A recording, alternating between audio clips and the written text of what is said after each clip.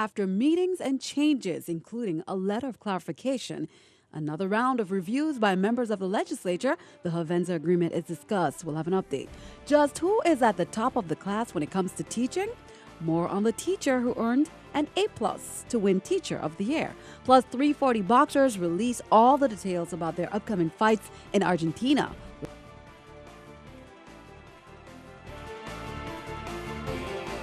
Hello, welcome, and thanks for joining us on this edition of News 2. I'm Sandra Gumansing. The Fourth Amendment to the Hovensa Agreement, including its letter of clarification, went through another intense round of voting at the legislature on Monday.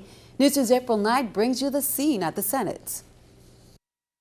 3 months after being voted down, the Fourth Amendment and the Hovensa Concession Agreement went under Senate review again Monday, this time with a letter of clarification intended to lay fears to rest. Testifiers for the executive branch assured the Senate that certain concerns are unfounded. The Attorney General says all deferred taxes will be paid, the government might receive more, not less, in the event of a Hovensa sale, and that there will be no fuel shortage on St. Croy. Hovensa have taken on obligations that they were not required to in response to concerns raised by some senators.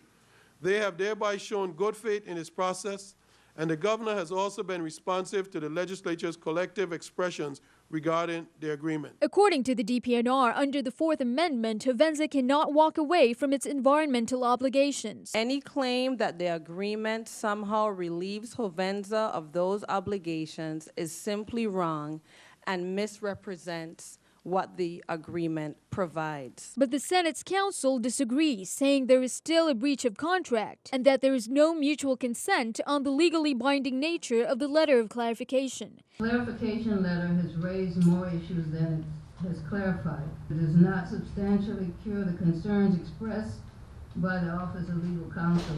Testimonies also tried to quantify just how much economic activity will be spurred if the Fourth Amendment is ratified. 580 million, maybe probably higher. And what would happen if it is not ratified?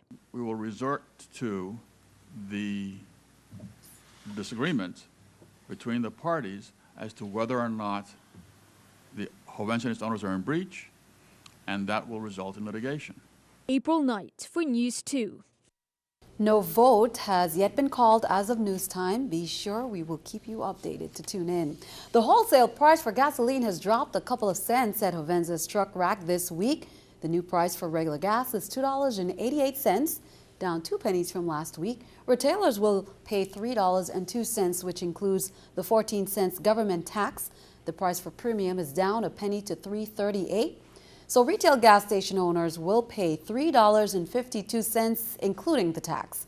The price for diesel fuel stayed at $3.30, so the price of $3.44 remains unchanged. Governor DeYoung has signed off on a contract to see whether a water adventure park would be a good idea for St. Croy. It's for a feasibility study, and the company chosen is Baker Barrios Architects. News 2's Erica Parsons has more. An adventure park could be in the near future for St. Croy. Governor DeYoung signed off on a contract last week for a Florida architectural firm to prepare a study on the economic feasibility in developing a water adventure park on St. Croy. The idea has the tourism department's stamp of approval. Commissioner Beverly Nicholson Doty said there is no doubt that a water adventure park will be an attractive amenity and one more benefit that we can use in marketing all that St. Croy has to offer. She said it will provide an economic injection with the construction activity and ongoing jobs that will be beneficial to our diversification. Developing a water park first came out of a bill sponsored by Senator O'Reilly in the 29th legislature. That bill is now a law. That law authorizes the Departments of Property and Procurement, Tourism, and the Economic Development Authority to develop and request plans to construct an adventure park that would be known as the St. Croy Cultural, Historical, and Ecological Adventure Park. In 2001, the V.I. Port Authority outlined such a venture in a triad report that looked at an action plan to develop St. Croy. It included the construction of a cultural theme park plus an aquarium. Baker Barrios Architects are based out of Florida, and they boast 20 years of design experience from corporate and industrial office parks to town centers and stadiums. Part of their job is to help guide the concept as well as providing an idea of how much it should all cost. The study comes at a price tag of nearly $156,000, and officials hope that study will attract an experienced developer to push the project forward. Erica Parsons, News 2. Government health officials said Baker Barrios was chosen from a field of more than 4 companies who bid on the request for a proposal for the study. Well, for most Americans, daylight savings time ended with a fall back to standard time on Sunday. Of course, it doesn't apply to the Virgin Islands, Puerto Rico, Guam, American Samoa, Hawaii, and Arizona, with the exception of the Navajo Nation. We stay on Atlantic Standard Time all year long. Of course, your television programming times change, and some changes to look forward to once again. Starting from today, Ellen will now be seen from 8 p.m. to 9 p.m. News 2 will still be seen weeknights at 7 p.m., but it will now re-air at 12 a.m. the same night and 2 p.m. the following day. CBS Evening News will remain at its usual time of 7:30 p.m.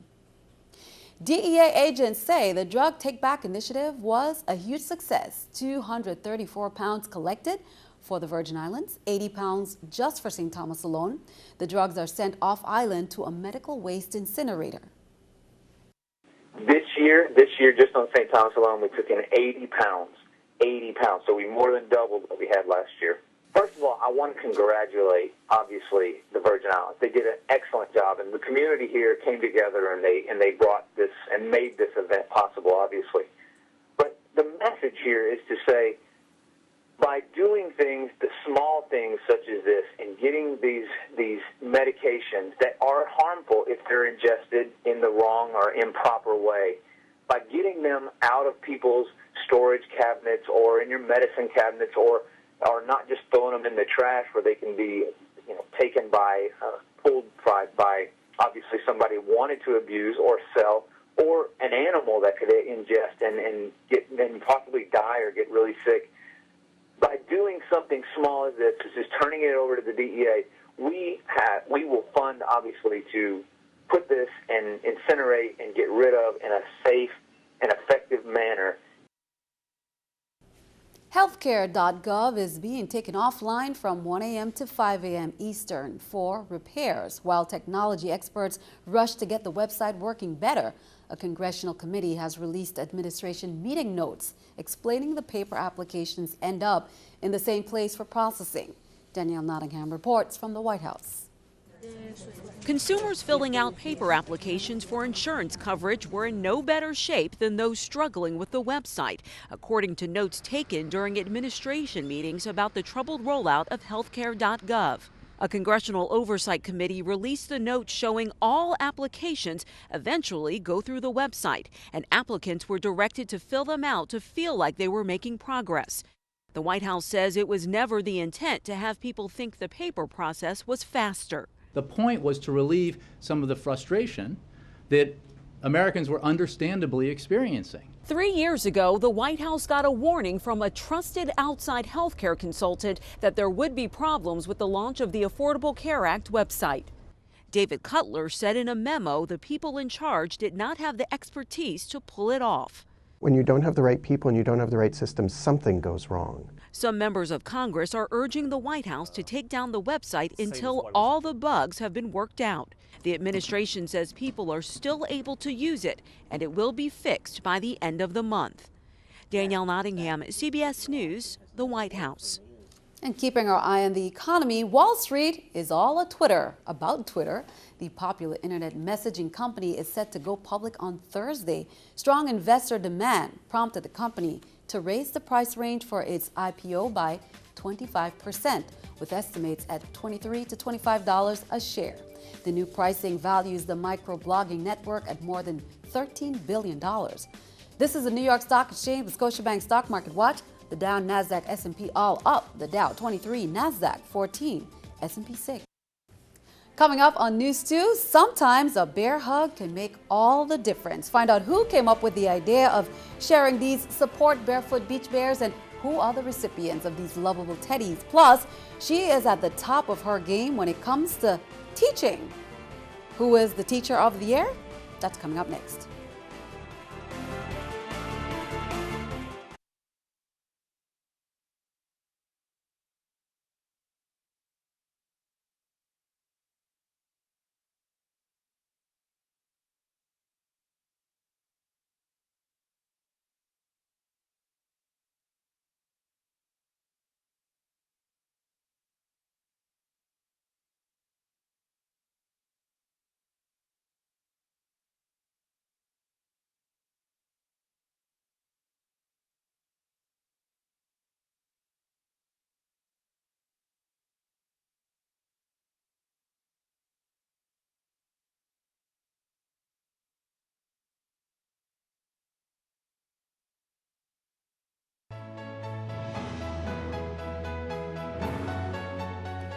What seems like a small good deed can be a big help to some children. On Friday, Barefoot Beach Bears, a local chapter of the Good Bears of the World, presented to the Family Resource Center the fruits of their fundraising efforts, a box of teddy bears that they hoped would help comfort children in times of stress. Children and teddy bears when they're in times of stress. Well, the Good Bears of the World has existed since 1969. And it's an international organization with chapters all over the world. And we're just one of the chapters. Okay. I think that answer is best done to actually the client. The client that receives the bear, of course, it's absolutely amazing to them. I can't explain what that bear will mean to that person. For us as the person that will hand the bear off, it's nice to be able to offer that. But who knows how important that bear will be to the child that gets it, you know. So this is fantastic. And what's a great concept there. Congratulations, Gracie. The Territorial 2014 State Teacher of the Year Award has been awarded to Shabri Providence, a fourth grade teacher at the Ricardo Richards Elementary School on St. Croy. Ms. Providence will have the opportunity to represent the territory abroad, and News2 Shanika Robinson has details. I'm excited, and I still want to say I'm honored, but somehow it hasn't really sunk in yet. Excitement filled the air as Shabri Providence expressed how she felt about being awarded as the territory's 2014 State Teacher of the Year. My students are much more excited than I am because they actually threw a party for me after I won the District Teacher of the Year. And this morning when they found out, they were screaming and they were yelling. A fourth grade teacher at the Ricardo Richards Elementary School, Ms. Providence has been a part of the Department of Education for 8 years and has also taught on the mainland for 4. Providence was announced last week as the St. Croy District Teacher of the Year, while Diana Tyson from the Lockhart Elementary School received the St. Thomas St. John title. Both were considered for the state award by an evaluation committee, and the selection committee used standard criteria during the evaluation process to determine the State Teacher of the Year. And this title, I'm sorry, could have been awarded to anyone. I think it's just, you know, sometimes it's just your time, and I think I was chosen this time for the, you know, the extra things that we do in the classroom, but I think any teacher could have been awarded this wonderful title. The newly awarded State Teacher of the Year stated that her philosophy is based on creating and engaging in a modern environment for her students to learn in. I do a lot of, I involve my parents in a lot of things that I do. I have my classroom management, they're involved in that. They have an automatic email system. I call my parents if I need them, they come in. This is a team effort, my administration, my family, my students, and my coworkers. Providence will go on to represent the department on the territory at the National State Teacher of the Year competition and will be given the opportunity to participate in a number of activities beginning early next year. One thing I can say has really sunk in, and I'm like, oh my goodness, I'm going to meet President Barack Obama, so I'm very excited about that. So I hopefully when I get there, I can represent the territory very well. Shaniqua Robinson, News 2. Congratulations to Ms. Providence. Now be sure to count on News2 to keep you updated on the National State Teacher of the Year competition. Rain doesn't stop the carnival, and Saturday's rain did not stop the annual Crude at Croy, Callaloo and Gumbo Cook-Off. While the rain kept some away from the Christian Said Boardwalk, there was still plenty of willing taste testers. The 10 entries had a variety of ingredients: chicken, shrimp, sausage, beans, local peppers, and in one case, Crucian rum. Fort Christian Brew Pub won for Best Callaloo. The Comanche Mill won the People's Choice Award, and the first place gumbo winner was Jane's Multicultural Redneck Gumbo. The best thing that made it special was we all came together from all over the place, and we definitely rocked it like we were supposed to, like we planned on, and it worked out very, very well. But never underestimate a Yankee, all those southern people that told me I didn't know anything about gumbo. Number one. Job, congratulations. Well, the first ever major road race on St. Thomas kicked off on Saturday. Some 350 runners signed up for M2M, or